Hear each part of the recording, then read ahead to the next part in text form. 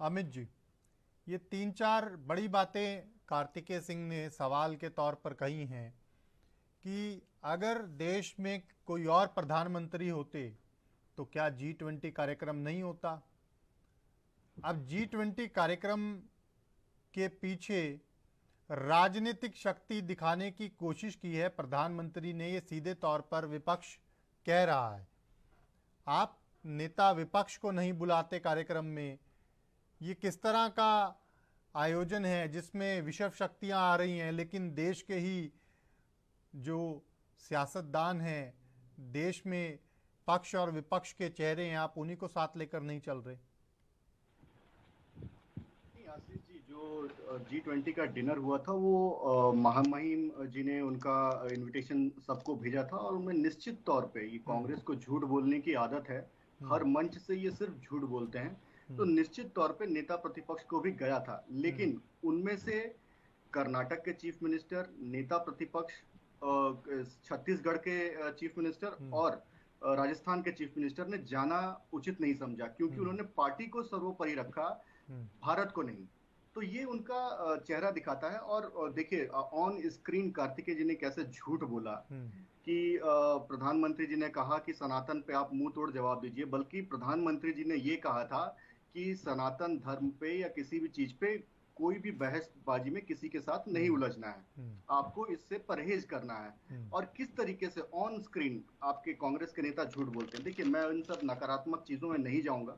मैं स्वयं और हमारी पार्टी बहुत ही सकारात्मक पार्टी है और हम आगे की ओर देखते हैं। देखिए, इस G20 के मुख्य अचीवमेंट्स क्या है, मैं आपको 6 पॉइंट्स उसके गिनाना चाहता हूं।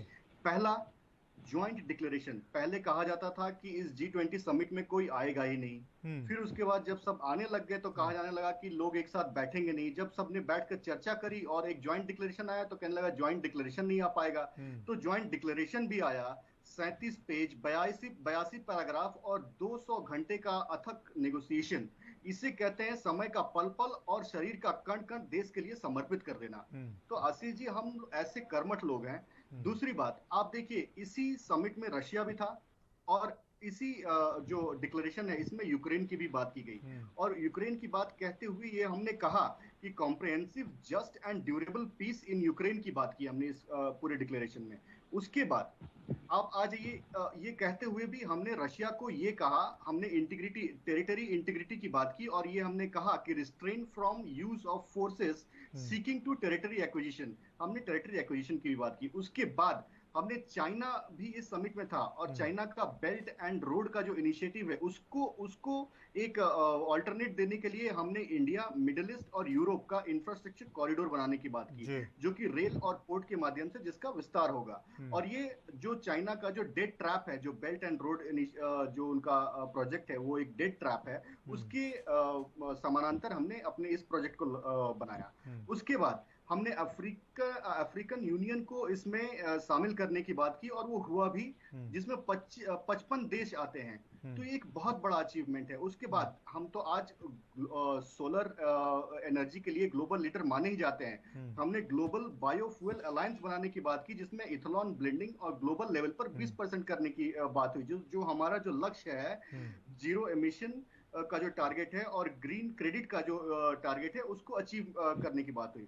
तो इस समिट से ये 6 मुख्य बिंदु हैं जो निकल कर आए और इस समिट से एक ग्लोबल साउथ की बात निकल कर आई, जिसमें 125 देशों की भागीदारी है और उस ग्लोबल साउथ को जो लीड कर रहा है वो आज की डेट में भारत है और Bharat is the face of global south. ये हेडलाइन था न्यूज़पेपर्स का, अगर आप देखें तो ये सकारात्मक जो चीजें हैं, किस तरीके से देश आगे बढ़ रहा है प्रधानमंत्री मोदी जी के नेतृत्व में।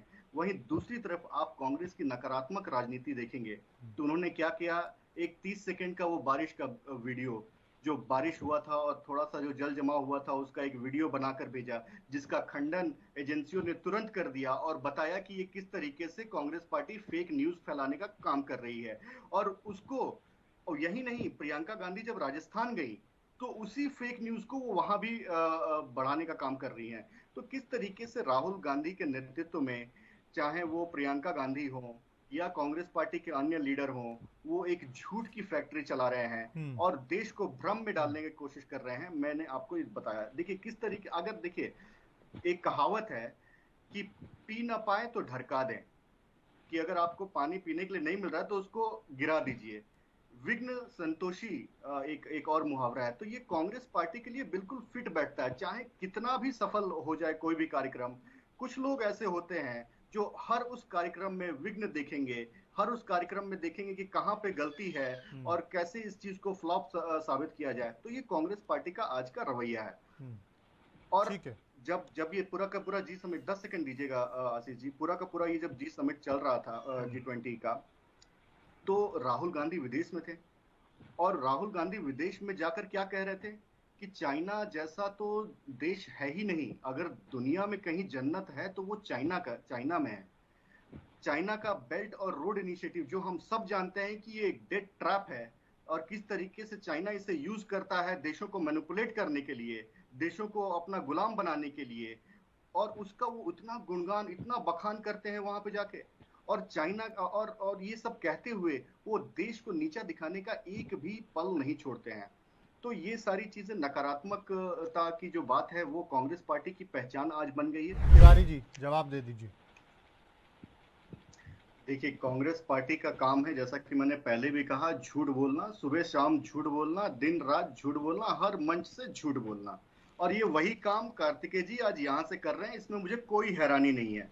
जिस तरीके से इन्होंने कहा कि गरीबी को छुपाया जाता है, तो गरीबी हटाओ का नारा तो ये सदियों से, दशकों से देते आ रहे हैं।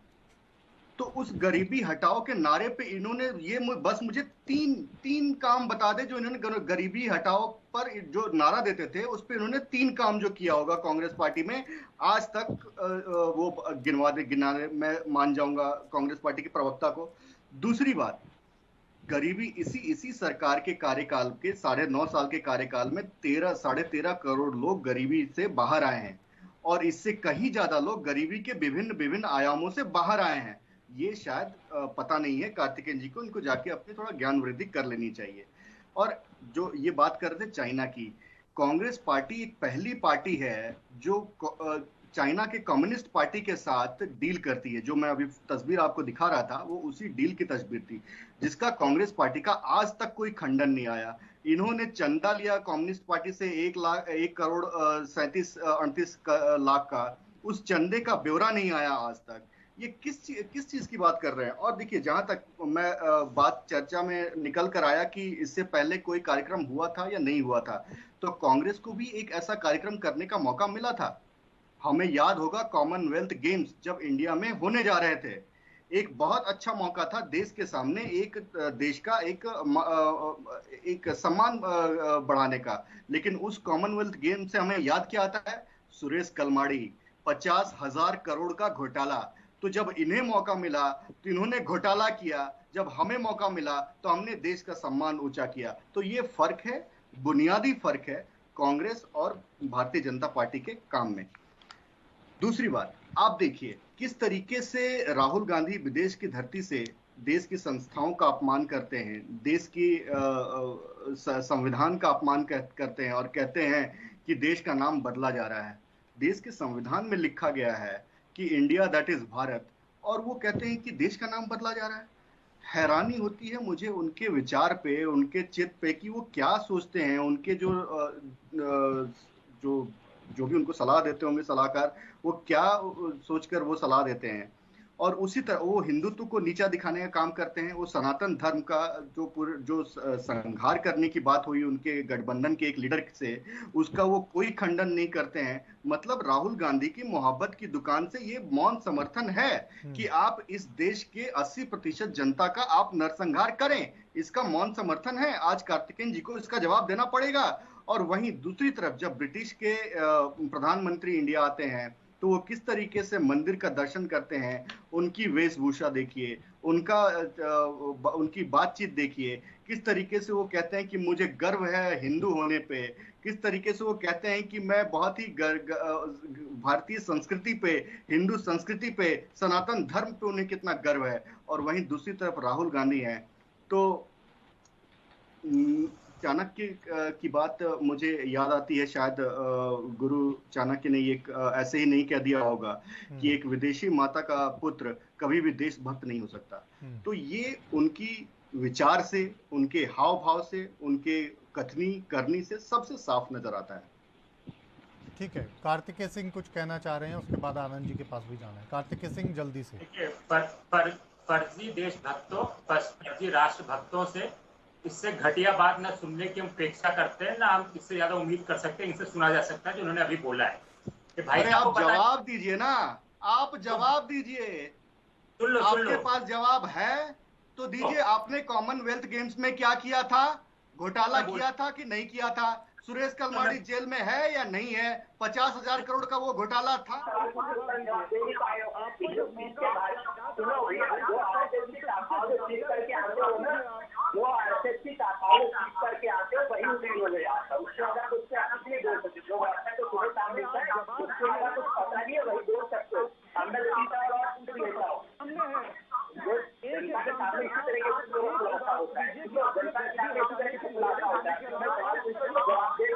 उसके जवाब दे दो।